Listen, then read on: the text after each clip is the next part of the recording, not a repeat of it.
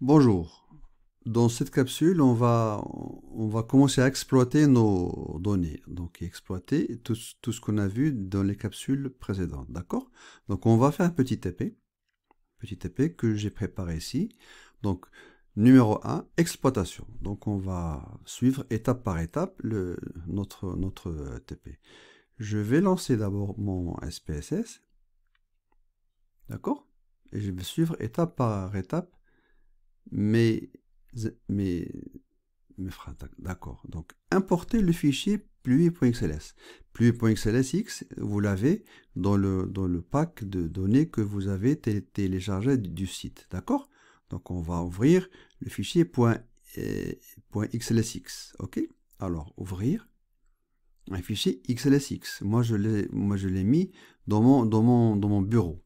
Mon bureau, données pour TPS-PSS. Alors, je charge un fichier XLSX. D'accord? XLSX. Fichier XLSX, c'est-à-dire un fichier Excel. Puis, qu'est-ce que c'est qu'un fichier Excel? Un fichier Excel est un classeur. Classeur qui contient des feuilles. D'accord? Donc là, il me demande de quelle feuille il s'agit. La première feuille. Je vais dire la première feuille. Et la plage, toute la plage. OK, charger, etc. Donc, voilà mon fichier de données que je vais traiter avec beaucoup de minutie, d'accord? Donc, on va voir, on va expliquer un petit peu les variables qu'il y a dans ce fichier. Alors, c'est un import de fichier Excel vers fichier SPSS. Donc, il y a beaucoup de choses standards qui se sont déroulées. D'accord? Donc, d'abord, je vais voir les variables. Alors, il y a des variable V1. Je vais voir V1, c'est le nom de la ville. D'accord? Alors, il s'agit de la pluviométrie dans certaines villes de France. Alors, la variable V1, c'est le nom de la ville. Janvier pluve, c'est la pluviométrie en janvier dans la ville. Février, c'est la pluviométrie dans la ville, au mois de février. Mars, pluve, c'est la pluviométrie au mois de mars. Ainsi de suite. Avril, mai, juin, etc. D'accord? Jusqu'à décembre. Donc, la pluviométrie au mois de décembre. Alors, suit aussi d'autres variables. Janvier, nombre. Février, nombre. Mars, nombre, etc. Alors, qu'est-ce que ça veut dire? Ça, c'est le nombre de jours de pluie. Quelle est la différence entre la pluviométrie et le nombre de jours de pluie? La pluviométrie, c'est le nombre de millimètres qui est tombé pour le mois de décembre. Par contre, le nombre, c'est le nombre de jours de pluie. Un jour de pluie est compté si la pluie tombe durant cette journée. Alors, qu'elle tombe toute la journée ou bien juste 1 minute ou 2 minutes, c'est un jour de pluie. D'accord? Donc disons, par exemple maintenant, à Bordeaux,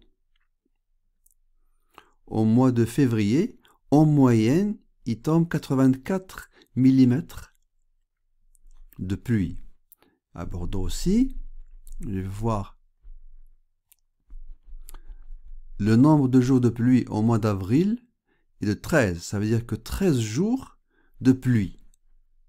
À Bordeaux, au mois d'avril, il y a 13 jours de pluie. Voilà.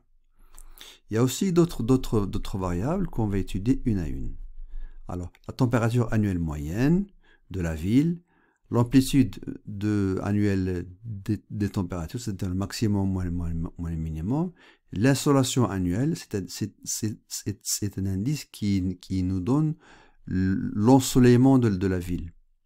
La latitude, la longitude, et puis la géographie. La géographie est une variable qui va me donner où se situe cette ville. Est-ce qu'au sud, ouest, l'est ou nord? Donc il y a quatre possibilités. Sud, l'est, ouest, nord. D'accord? Alors, on va commencer à étudier notre petit TP. Premièrement, sauvegarder ce fichier dans le bureau. sous le nom pluie.sav. Vous souvenez que le fichier que les fichiers SPSS ont une extension .sav. Donc là, je l'ai importé à partir de Excel. Il n'est pas encore sauvegardé en format SPSS. Je vais le sauvegarder sous format SPSS. Donc, comment le sauvegarder? Fichier, enregistrer ou enregistrer sous. Vous savez faire la différence. Donc, enregistrer, puisqu'il n'a pas encore été enregistré. Alors, enregistrer. On m'a dit qu'on doit l'enregistrer au bureau, donc le desktop. Je peux le sauvegarder n'importe où. Alors, comment je vais le sauvegarder? Pluie.sav. .sav, il l'ajoute automatiquement parce que c'est un fichier de données, donc il va l'ajouter automatiquement. Donc, OK, enregistrer. Voilà. La deuxième question, quel est le nombre de variables? Quel est le nombre de variables? Bon, quel est le nombre de variables? Quel est le nombre de variables? Soit je vais défiler comme ça les variables, ou bien je vais passer au mode affichage des variables et je vais compter.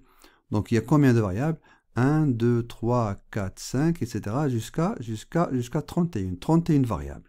Donc j'ai 31 variables dans mon fichier. Donc 1 jusqu'à 31 variables. Je vais corroborer ça en affichage des données. Donc 1, 2, 3, 4, 5, etc. Jusqu'à ce que je trouve la dernière. Et elle est la 31e. La 31e variable. OK? Donc j'ai 31 variables. Quel est le nombre d'observations?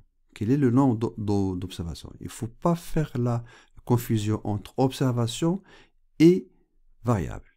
En SPSS, les colonnes sont les variables. Et les lignes sont les observations. Ceci quand je suis au mode affichage des données. Mais quand je suis au mode affichage des variables, c'est le contraire.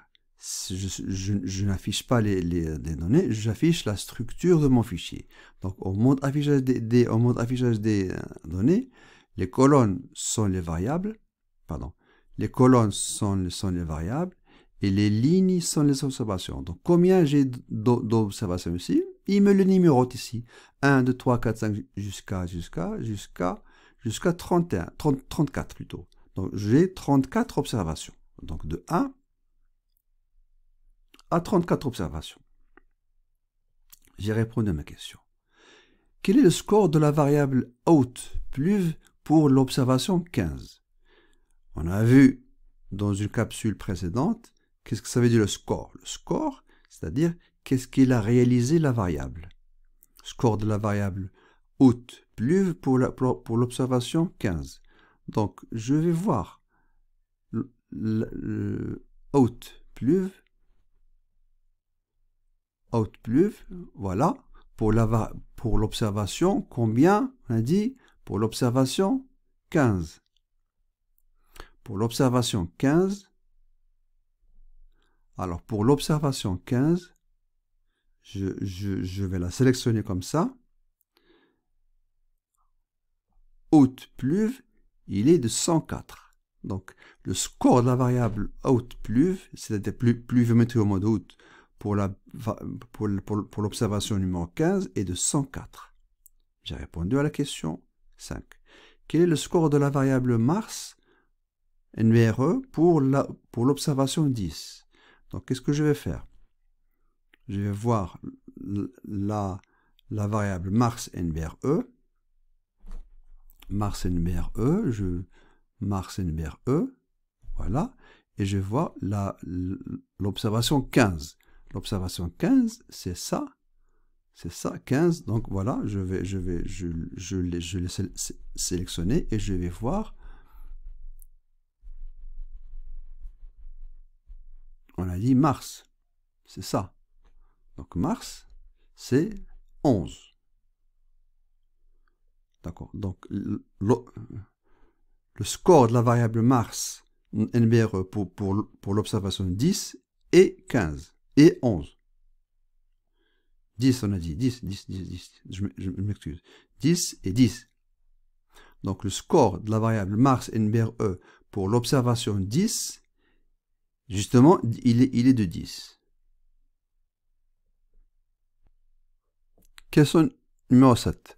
quelle est la mesure de la variable géographie? Je vais voir dans mon fichier, affichage des variables, dans ce cas, géographie. Je vais la chercher, elle est à la fin. Quelle est la mesure de la variable géographie? C'est une mesure nominale. J'ai répondu à la question 7. Quel est le nom de la 11e variable? La 11e variable. Donc je vais choisir l'onglet affichage des variables et je vais choisir la 11e variable. Elle est là. Donc c'est octobre pleuve. Donc la 11e variable, octobre pleuve. Le nom de la 11e variable, octobre pleuve. Elle est numérique, largeur d'Elha de 12 décimales. Et sa mesure, elle est échelle. Quelle est la mesure de la variable, de la 10e variable?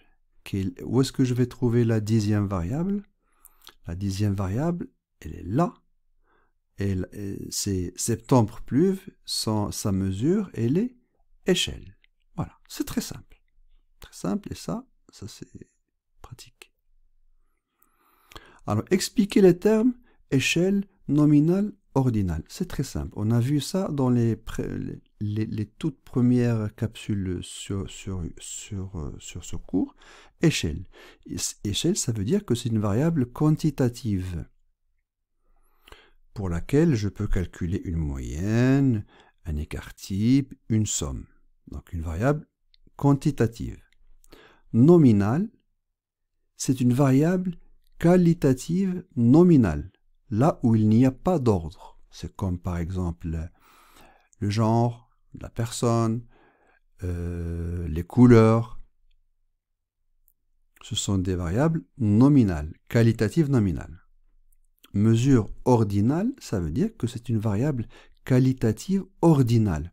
C'est une variable, j'ai un E ici, ordinale, ça veut dire que dans cette variable, il y a une notion d'ordre. C'est comme si on parlait, par exemple, d'ordre dans la vie. Ordinal, par exemple, le niveau d'études, par exemple, le taux de satisfaction. D'accord?